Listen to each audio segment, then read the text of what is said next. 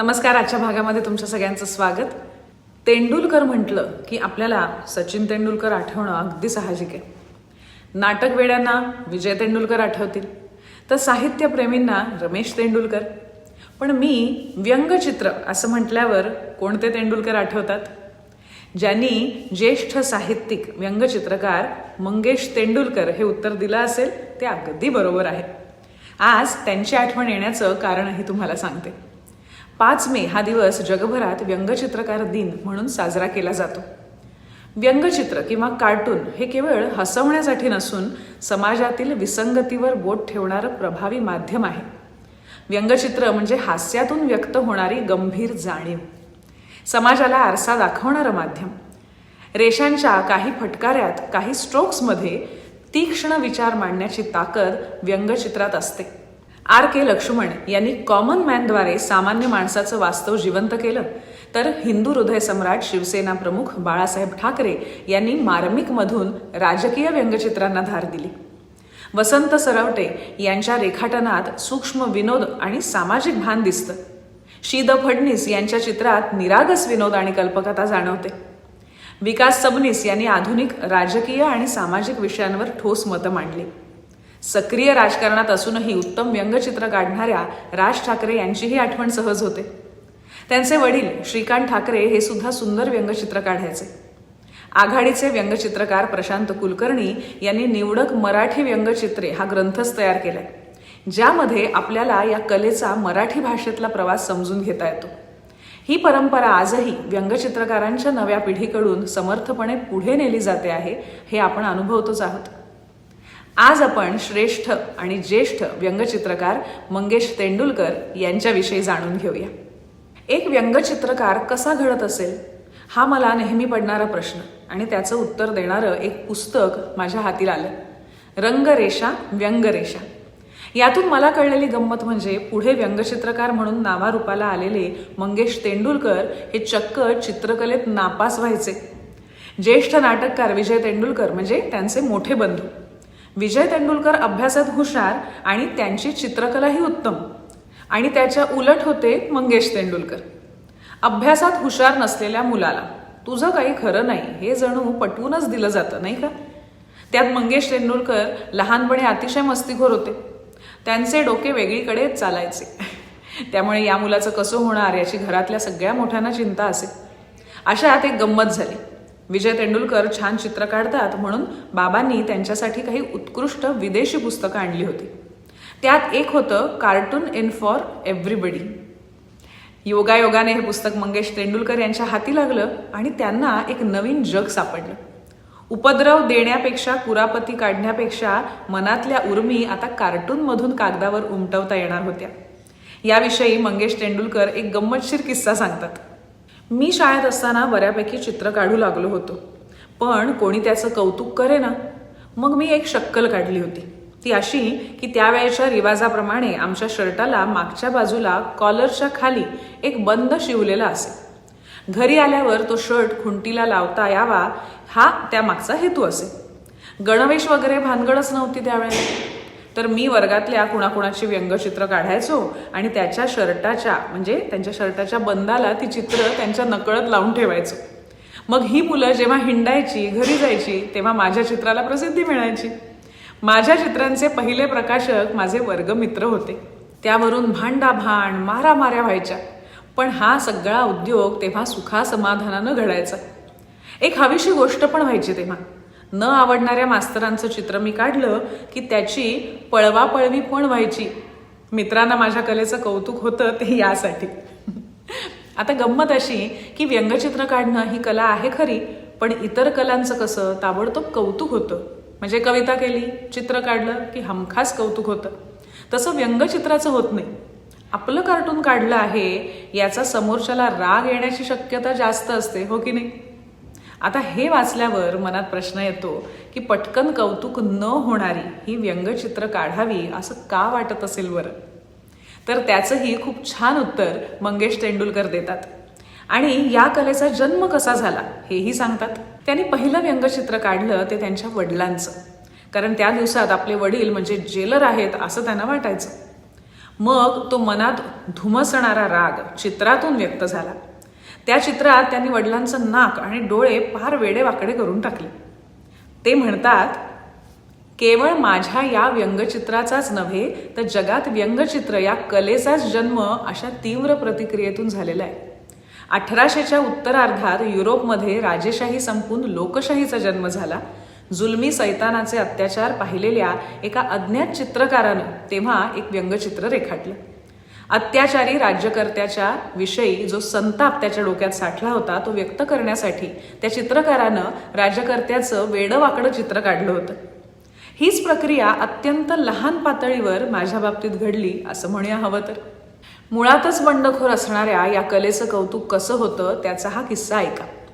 एकदा एका शिक्षकाचं व्यंगचित्र काढून त्यांनी ते फुग्याला बांधलं. वर्गात ते चित्र त्या फुग्याबरोबर फिरत होतं. अर्थातच शिक्षकांनी ते पाहिल्यावर कोणी काढलं असं विचारलं. मंगेश तेंडुलकर यांनी आपणच काढल्याची कबुली दिल्यावर त्यांना दोन्ही हातांवर रुळाचे फटके मिळाले, अगदी रक्त येईपर्यंत. ते म्हणतात, तो एक धडाच शिकलो मी की व्यंगचित्र काढायचं म्हणजे वाहवा कौतुक नाही, टोकाच्या प्रतिक्रियाच जास्त. मग त्यांनी एक धमाल अनुभव सांगितला, तो ऐकून तुम्ही जागचे उडाल. त्यांनी कोणाचं तरी व्यंगचित्र काढलं. कोणाचं असेल काय वाटतं?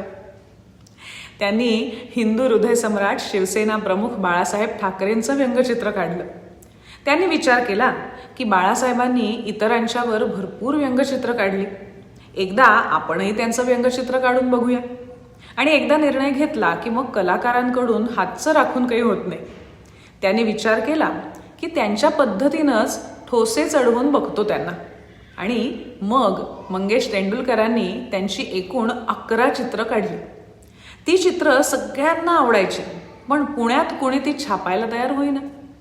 त्या काळात दीपलक्ष्मीचे संपादक हेमंत रायकर दिवाळी अंकासाठी त्यांच्याकडे आले होते. त्यांनी तेंडुलकरांना विचारलं, दिवाळीसाठी काय केलंत? तेंडुलकर म्हणाले, अजून काही केलं नाही, ही चित्र छापायला कोणी तयार नाहीत, बघा तुम्हाला हवी असतील तर. ती सगळी चित्र ब्रीफकेसमध्ये टाकून ते मुंबईला घेऊन गेले आणि त्या वर्षीच्या दिवाळी अंकात त्यांनी ती प्रसिद्ध केली. अंक प्रसिद्ध झाल्यावर पुण्यातनं तेंडुलकरांना एकाचा फोन आला, तुम्हाला भेटायला यायचंय, तुम्ही आमच्या भावना दुखावल्यात, तुम्ही बाकी काय वाटेल ते करा, पण आमच्या साहेबांवर व्यंगचित्र खपवून घेणार नाही. तेंडुलकर म्हणाले, या तुम्ही भेटायला, भावना दुखावल्या आहेत म्हणून तुम्ही मला मारहाण करणार असाल तर करा, तोंडाला काळं फासायचं असेल तर मीच काळा रंग घेऊन येतो दुकानातून, तोही तुम्ही आणू नका, कष्ट नको. तो म्हणाला, येतोच आहे मी, तुम्हाला धडा शिकवायलाच हवा.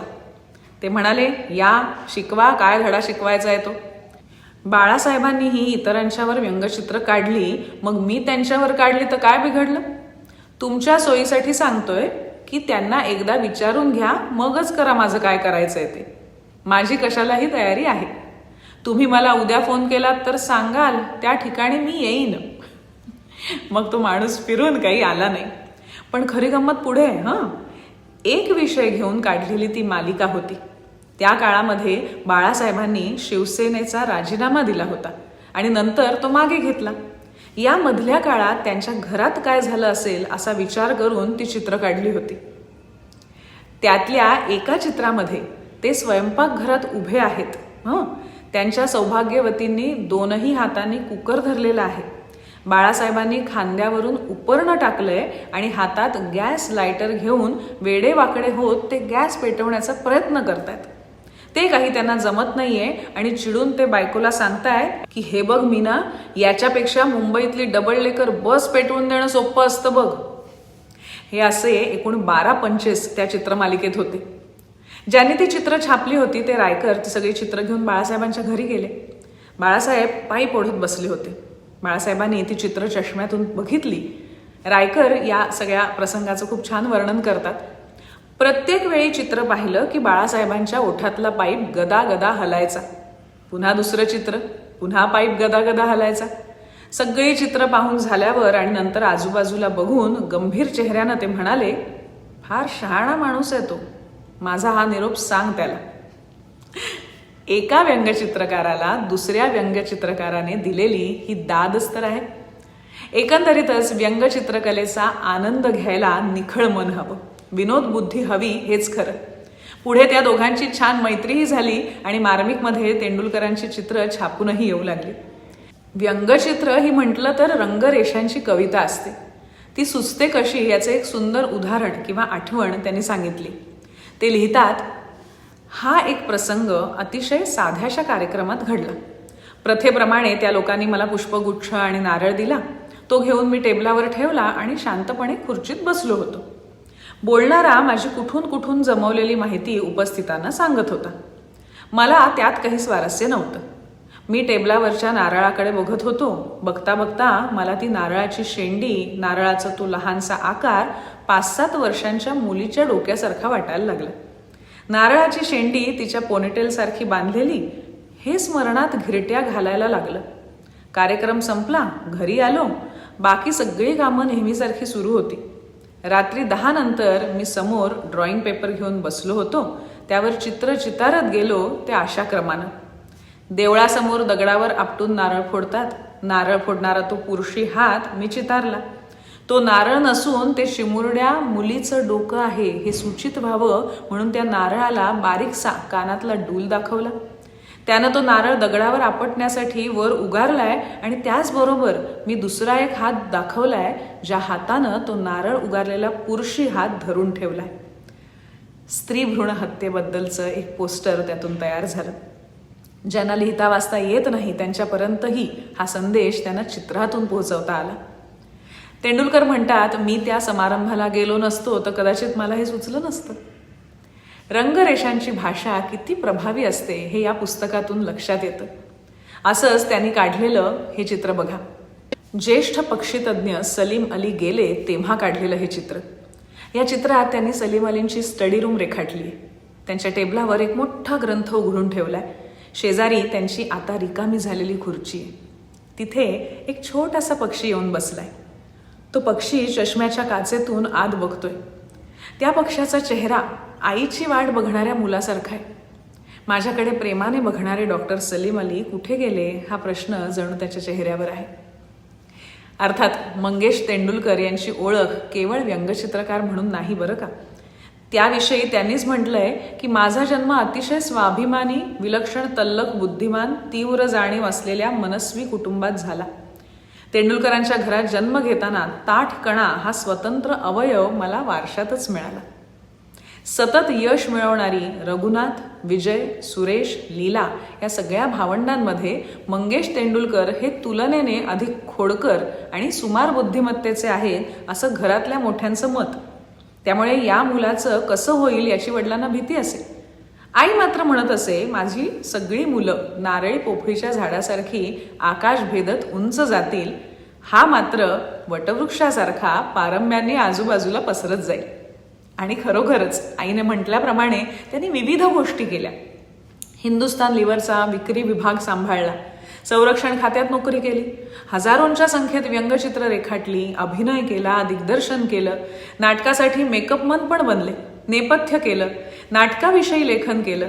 वैद्यकीय उपकरणं बनवण्याचा व्यवसाय थाटला. खरोखरच वेगवेगळ्या पारंब्यांनी वटवृक्ष पसरावा तसं ते वेगवेगळ्या क्षेत्रात आपल्या प्रतिभेने पसरत राहिले. पण इतक्या विविध भूमिकांमधून काम केल्यावरही व्यंगचित्र रेखाटणारा ही आपली खरी ओळख असं त्यांनाही वाटत असे. त्यांच्या या सगळ्या प्रवासाची रंजक ओळख करून देणारं हे सुंदर पुस्तक तुम्ही नक्की वाचा. व्यंगचित्रकार दिनाच्या निमित्ताने जगभरातील सगळ्याच व्यंगचित्रकारांना अभिवादन. कारण खरं तर कार्टूनला भाषेचं बंधन नाही, ती एक वैश्विक भाषा आहे. एखाद्या गंभीर समस्येच्या काळातही आपल्या चेहऱ्यावर हसू आणणाऱ्या या महान कलेला अभिवादन. आजचा भाग तुम्हाला कसा वाटला हे प्रतिक्रियेमध्ये नक्की सांगा. आणि असेच वेगवेगळे विषय पाहण्यासाठी मधुरा वेलणकर साटम ही आमची यूट्यूब वाहिनी, तिला पसंती द्या, तिचा प्रसार करा आणि तिचे सभासद व्हा.